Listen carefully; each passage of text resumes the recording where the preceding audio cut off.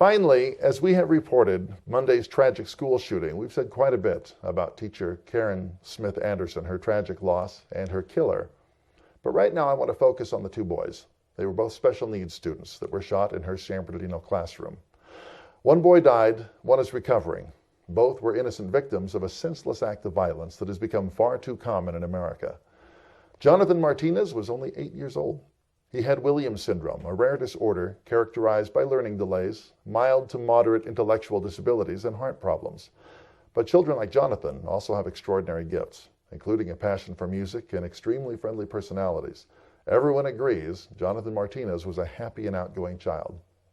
7-year-old Jeffrey Imbriani was his friend and classmate. They shared a love of playing soccer together. He described their friendship by saying, quote, "I know him because one day he just walked up to me and said, 'Can we be friends?' And I said, 'Yeah,' and we've been friends ever since."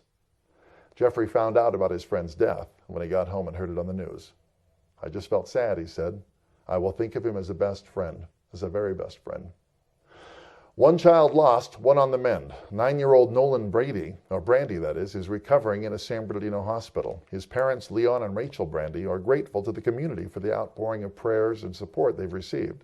They said, "We are grateful, but please continue to pray for him and also for Jonathan Martinez and Kathy Smith and Karen Smith's families." Classes at the North Park Elementary School are canceled for the remainder of the week and will resume on Monday, April 17th.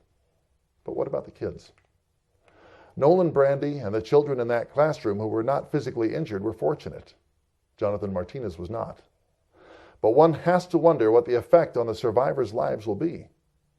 No child should ever experience what they did. So what is the answer?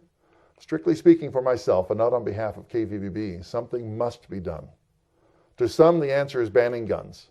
To some, it's having more people arm themselves. But to me, the real problem is discovering the underlying cause of our cultural violence. Why is America home to more of these kind of killings than any other first world nation? And what can be done to turn the tide? To ensure that children like Jonathan Martinez and Nolan Brandy are more than statistics in an ever-growing wave of gun violence? I don't know the answer, but I believe that we owe it to those boys and to generations to come to find out and to make a difference now while we still can.